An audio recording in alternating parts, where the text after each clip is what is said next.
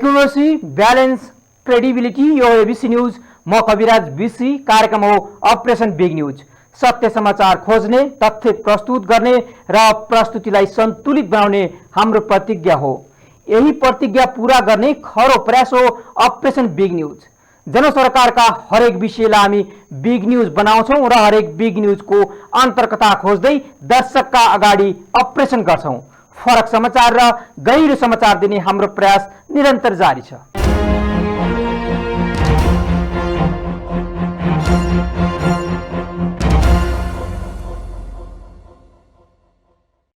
दर्शकवृन्द, झण्डै 3 दशकदेखि नेपालको वाम राजनैतिक जनमतको दुई धारको नेतृत्व गरिरहेका नेकपा एमाले र नेकपा माओवादी केन्द्र दुवै दलले 1.5 महिनाको अन्तरालमा राष्ट्रिय महाधिवेशन गरेका छन्। एमाले 2046 र माओवादीले 62-63 को आन्दोलन पश्चात कुनै न कुनै रूपमा सत्ता राजनीतिको केन्द्र बिन्दुमा रहेका छन्। तर उनीहरूकै पार्टी इतिहासको एउटा सानो कालखण्ड 2075 देखि 77 मा यी दुई पार्टी बीचको एकताले दिलाएको सफलता र नेपालमा वाम जनमत र जनताका परिवर्तनका चाहना मापन गर्ने कसी बनेको छ। व्यक्तिवादी सोच र प्रवृत्ति होस् या राष्ट्रिय अन्तर्राष्ट्रिय शक्तिको चलखेल नै किन नहोस्, प्रकारान्तरले नेपाल कम्युनिस्ट पार्टी नेकपा खारेज भयो र पुनर्स्थापित दुवै दल कटुतापूर्ण वैमनस्यता बोकेर आफ्नो आफ्नो बाटो लागे र पार्टीको महाधिवेशन गरिरहेका छन्। अब तिनको पार्टीको विचार दर्शनले नेपाली राजनीतिमा कस्तो प्रभाव पार्ला त्यो भने हेर्न बाँकी नै छ। आज हामी यसै विषयमा अपरेसन गर्छौँ कार्यक्रम बिग न्यूजमा।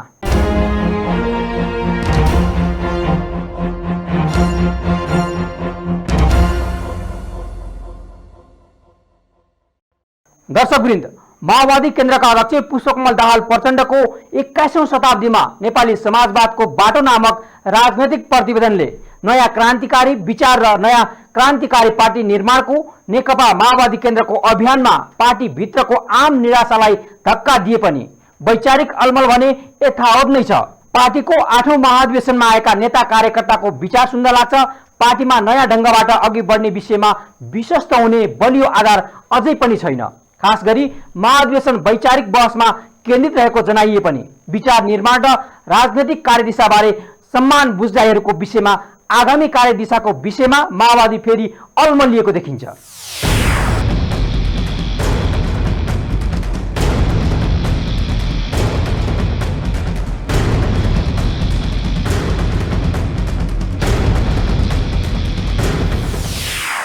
नेकपा माओवादी केन्द्रले 8औं महाधिवेशनबाट नयाँ क्रान्तिकारी विचार र नयाँ क्रान्तिकारी पार्टी निर्माण गर्ने बताएको छ। माओवादीको बन्द सत्र हलमा नेता कार्यकर्तालाई जनतासँग जोड्ने चुरे दोहन, राष्ट्रिय तथा अन्तर्राष्ट्रिय सन्दर्भमा जलवायु परिवर्तन र यसको प्रभाव, शेयर र जग्गाको कारोबारबाट निर्माण हुँदै गएको पुँजीवादी अर्थव्यवस्था, प्रत्यक्ष निर्वाचित कार्यकाल सहितको व्यवस्था लगायतका विविध विषयमा पार्टीमा छलफल भएको नेताहरूको भनाइ छ। 10 वर्षको सशस्त्र युद्धदेखि 2062-63 को जनआन्दोलन, 72 मा संविधान जारी भएदेखि पछिल्लो समयमा भएको प्रतिनिधि सभा संसद पुनर्स्थापनामा मुख्य भूमिकामा रहेको बताइए पनि माओवादीको सांगठनिक जग अझै मजबुत बन्न सकेको छैन। 12 बुँदे सहमति र बृहत शान्ति सम्झौतासँगै माओवादी शान्ति प्रक्रियामा आयो। त्यसयता माओवादीभित्र पनि वैचारिक, नैतिक र राजनैतिक विचलन देखा पर्यो। विगतमा समाजवादका लागि मुक्ति या मृत्यु भन्दै युद्धमा होमिएको माओवादी अन्ततः अन्य दलहरू झै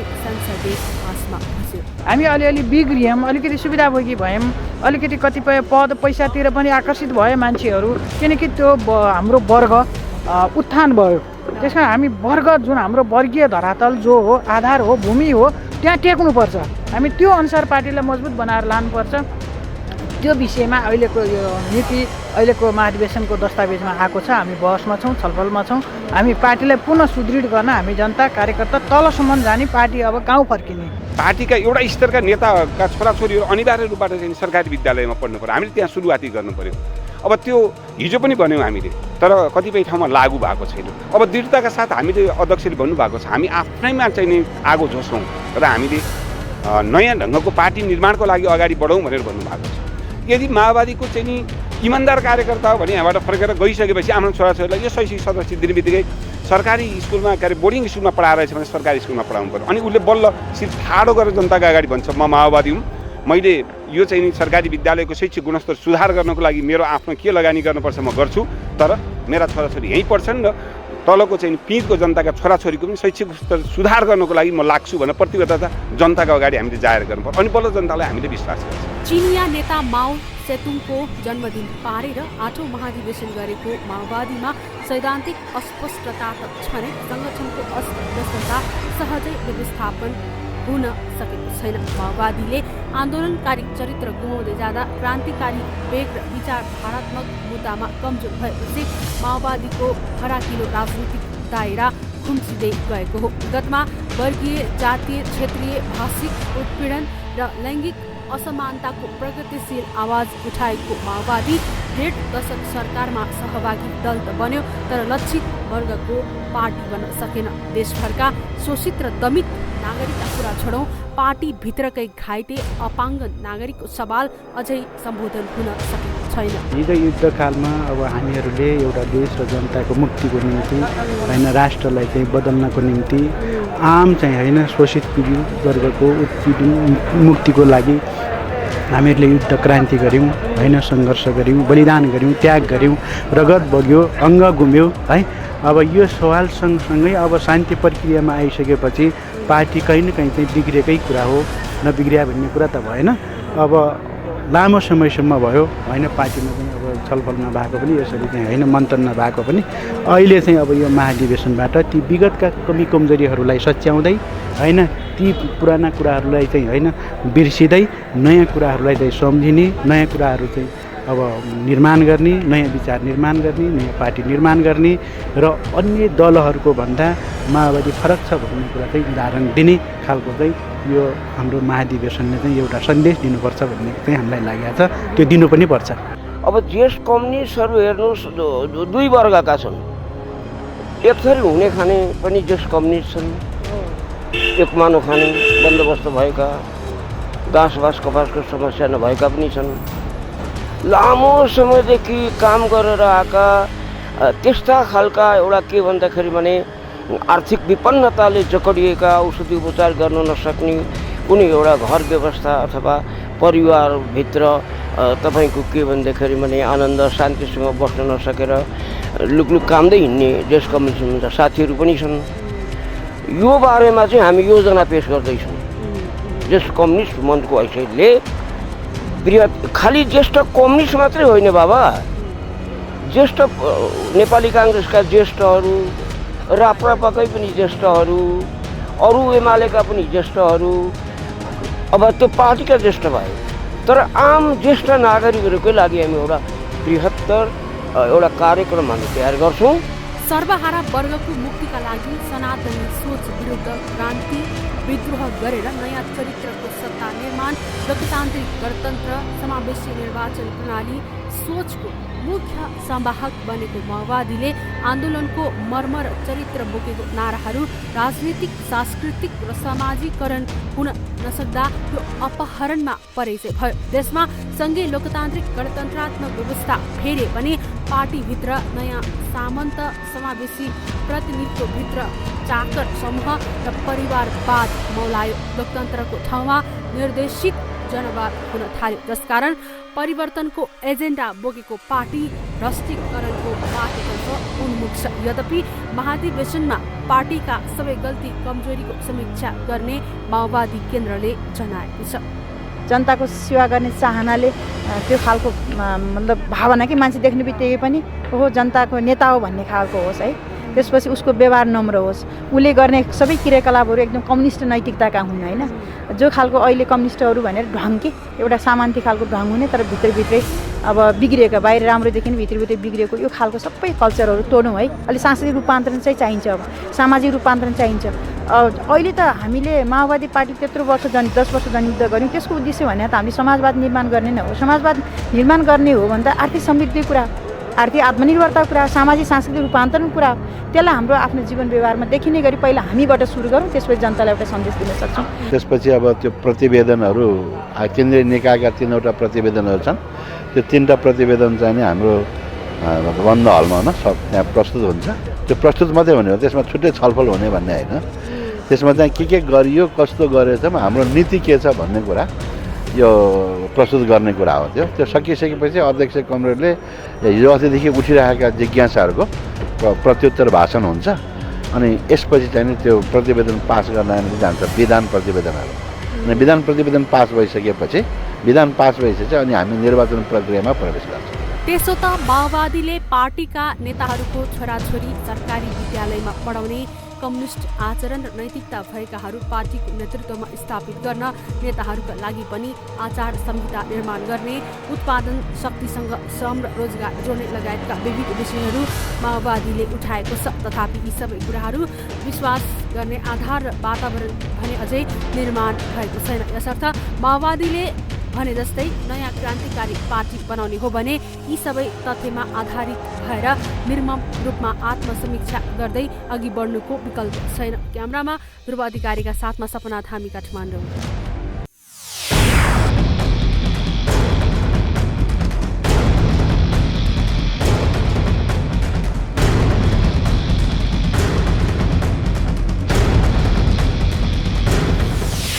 दर्शकवृन्द, विगतमा अरू कम्युनिस्ट पार्टीहरूसँग गरेको सहकार्य संसदीय अभ्यासको विषयमा बहस गर्दै अरूभन्दा फरक कम्युनिस्ट पार्टीको रूपमा स्थापित गर्ने कसरतमा माओवादी छ।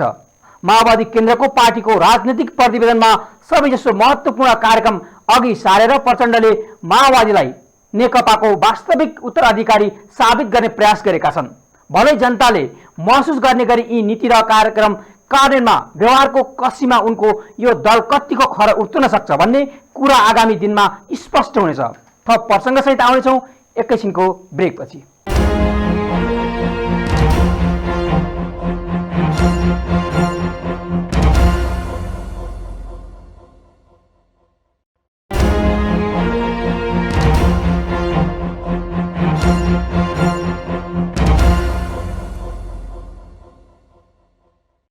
ब्रेकपछि पुनः स्वागत छ। तपाईँ बिग न्युजमा हुनुहुन्छ। दर्शकवृन्द, एकाध महिनाको फरकमा मुलुकमा 3 ठुला दल र आफूलाई वैकल्पिक शक्तिको रूपमा प्रस्तुत गर्दै आएको राष्ट्रिय प्रजातन्त्र पार्टीले महाधिवेशन गरेका छन्। मूलतः 2047 र 62-63 देखि राष्ट्रिय राजनीतिमा हालिमुहाली गरिरहेका काङ्ग्रेस, एमाले र माओवादीमा परिवर्तनकामी कार्यकर्ताले नेतृत्व परिवर्तन गर्न चाहेका थिए, तर नेतृत्व स्वयंले परिवर्तन गर्न चाहेनन् वा कार्यकर्ताले सकेनन्। त्यो रहस्यको गर्भमा छ। यसले 3 दशक यताको पुरातनपन्थी नेतृत्वको सोच र शैली आगामी 4-5 वर्ष अझै निरन्तरता पाउने देखिएको छ।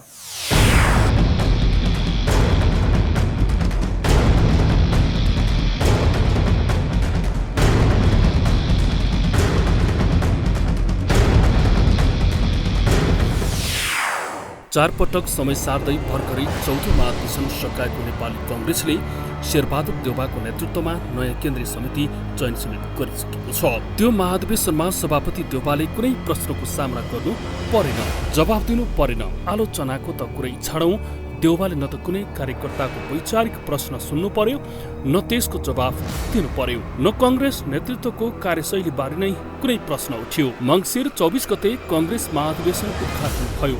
उद्घाटन कार्यक्रमपछि बन्द सत्रमा तत्कालीन महामन्त्री पूर्णबहादुर खड्काले पेश गरेको 2 पन्ने साङ्गठनिक प्रतिवेदन र कोषाध्यक्ष सीतादेवी यादवको छोटो आर्थिक प्रतिवेदन पेश भयो। त्यसमा कसैको चासो थिएन, कुनै बहस भएन। कङ्ग्रेसले सुरुमै यसपालि वैचारिक बहसका लागि छुट्टै नीति महाधिवेशन गर्ने निर्णय गरेको थियो। त्यसपछि त सबैलाई टन्टै साफ। तर पार्टीभित्र सभापति पदको लागि आधा दर्जनभन्दा बढी नेताले दाबी गरेपछि चुनावी प्रतिस्पर्धा पनि रोमाञ्चक बन्यो। सभापति देउवा इतर समूहमा सहमति नबन्दा अन्तिम अवस्थामा चित्त दुखाउँदै नेता रामचन्द्र पौडेल सभापति पदको रेसबाट आफूलाई अलग राखे। पहिलो चरणमा सभापति देउवा, शेखर कोइराला, विमलेन्द्र निधि र प्रकाश मान बीच प्रतिस्पर्धा हुँदा दोस्रो चरणमा भने देउवा र शेखर बीच प्रतिस्पर्धा भएको थियो, जसमा यसअघि प्रतिस्पर्धामा रहेका निधि र सिंहले सभापति देउवालाई समर्थन गर्दा दोस्रो चरणमा देउवा सजिलैसँग जित हात पार्न सफल भए। तर कङ्ग्रेसभित्र पदाधिकारीमा गगन थापा, विश्वप्रकाश शर्मा जस्ता चर्चित युवाहरूको आगमनले कङ्ग्रेसी जनमा उत्साह थपियो। यता चुनावी प्रतिस्पर्धाको बेला शेखर कोइरालाले आफ्नै नेता रामचन्द्र पौडेल, बहिनी सुचेता कोइराला र भाइ डाक्टर शशाङ्क कोइरालाको विश्वास र साथ पाउन सकेनन्। तर देशभरिको कङ्ग्रेस महाधिवेशन प्रतिनिधिको भरपूर साथ पाए, जुन आगामी दिनमा कङ्ग्रेसभित्र नयाँ जोसको रक्त सञ्चार रहेको कङ्ग्रेसी जनतालाई छ। त्योभन्दा अघि मङ्सिर 10 गतेबाट नेकपा एमालेको 10औं महाधिवेशन भएको थियो। त्यो महाधिवेशनमा एमाले अध्यक्ष केपी शर्मा ओली विरुद्ध प्रश्न गर्ने कसैलाई ठाउँ नै दिएन। नेतृत्वमा आफूलाई चुनौती दिएका भीम रावल आफ्नो घोषणालाई चुनौती दिएर उपाध्यक्ष उम्मेद्वार बनेका घनश्याम भुषाल, सचिवका उम्मेद्वार बनेका टङ्क कार्की लगायतलाई मत नदिन ओलीले उर्दी नै जारी गरे। जतासुकै ओलीको महिमा गान बाहेक अरू विषय निषेध जस्तै थियो।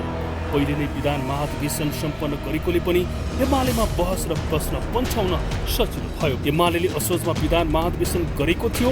असोज 15 देखि 17 गतिसम्म गोदावरीमा भएको प्रथम विधान महाधिवेशनमा पनि पार्टी अध्यक्ष ओलीले फरक मतलाई निषेध गरेका थिए। यस अर्थमा एमालेको विधान महाधिवेशन र 10औं महाधिवेशन ओलीमय बन्यो।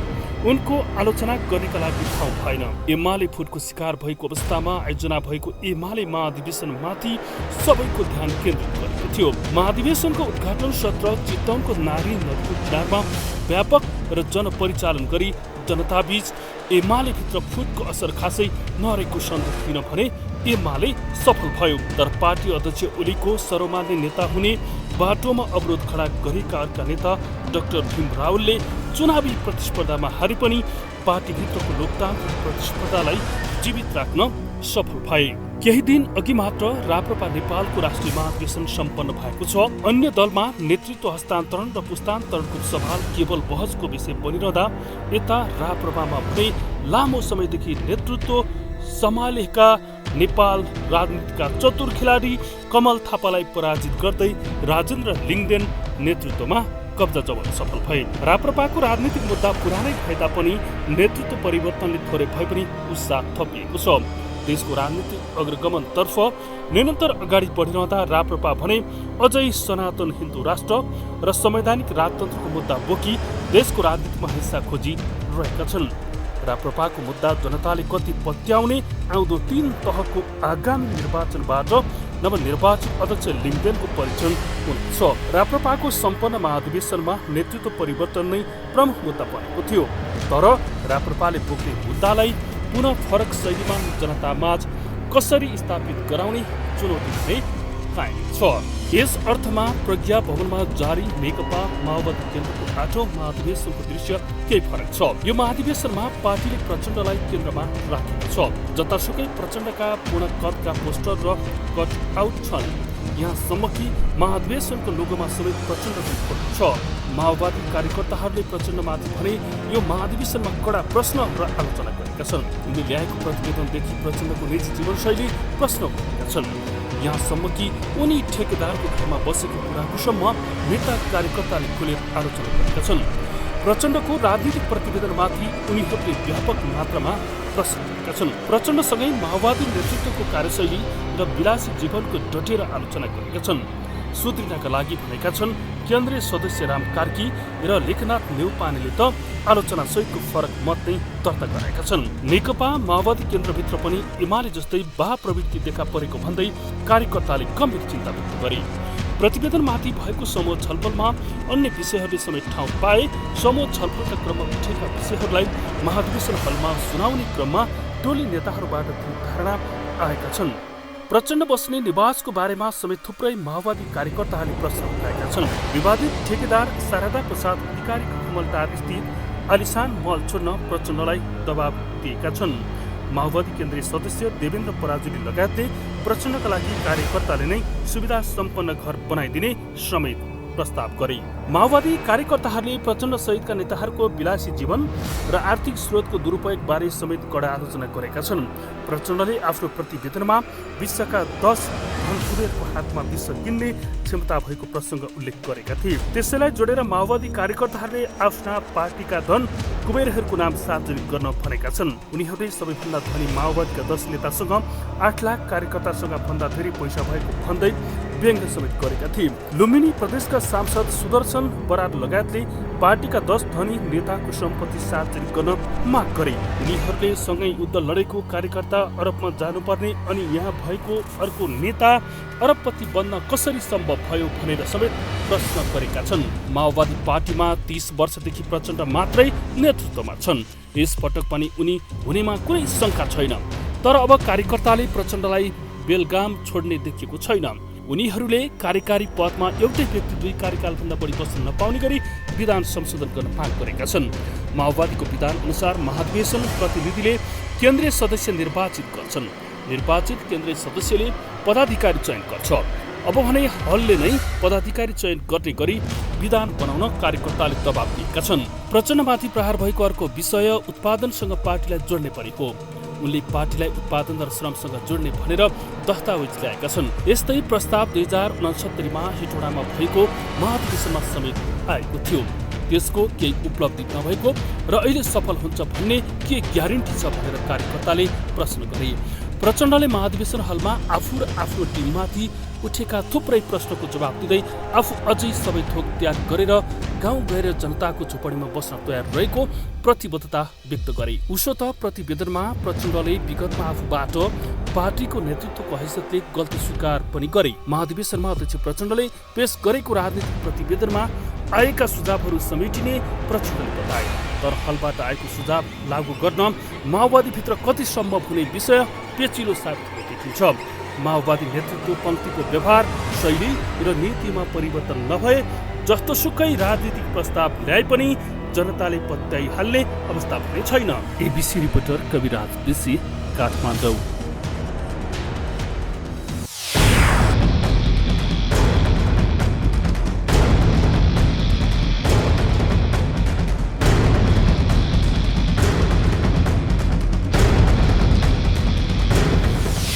दर्शकवृन्द, नेकपा मसाल हुँदै नेकपा माओवादी र जनयुद्धदेखि खुल्ला राजनीतिमा माओवादी केन्द्रसम्म आउँदा प्रचण्ड एक्लै यस्तो नेता हुन् जो अहिलेसम्म अनवरत रूपमा नेतृत्वमा रहेका छन्। जनयुद्धदेखि नेकपा एमालेसँगको एकता र एकता बदरपछि पनि उनी नेतृत्वमा रहेका छन्। माओवादी केन्द्रको 8औं महाधिवेशनले पनि प्रचण्डलाई अध्यक्षमा फेरि सर्वसम्मत गर्ने सम्भावना निकै बढेको देखिन्छ। खुल्ला राजनीतिमा आएदेखि अहिलेसम्म जुनसुकै अवस्थामा पनि प्रचण्ड मूलतः नेतृत्वमा भए पनि माओवादी आन्दोलन भने टुक्रा टुक्रामा विभाजित छ। अबको 8औं महाधिवेशनले टुक्रा टुक्रा बनेको माओवादीलाई एक ठाउँमा एकीकृत गर्न पहल गरोस्। नेतृत्वमा रहँदा कार्यकर्तादेखि आम जनताले गुनासो गर्ने भनेकै नेतृत्वलाई हो। तसर्थ नेतृत्वले आलोचना सहन सक्नुपर्छ। विगतमा भएका कमी कमजोरीलाई सच्याउँदै अघि बढ्न सक्नुपर्छ। अपरेसन आज सकिन्छ, भोलि अर्को बिग न्युजको अपरेसन गर्नेछौँ। गाउँ सहर दुनियाँ बिउजाउने हाम्रो अभियान जारी छ। तपाईँ एबिसी न्युज हेर्दै गर्नुहोला। नमस्कार।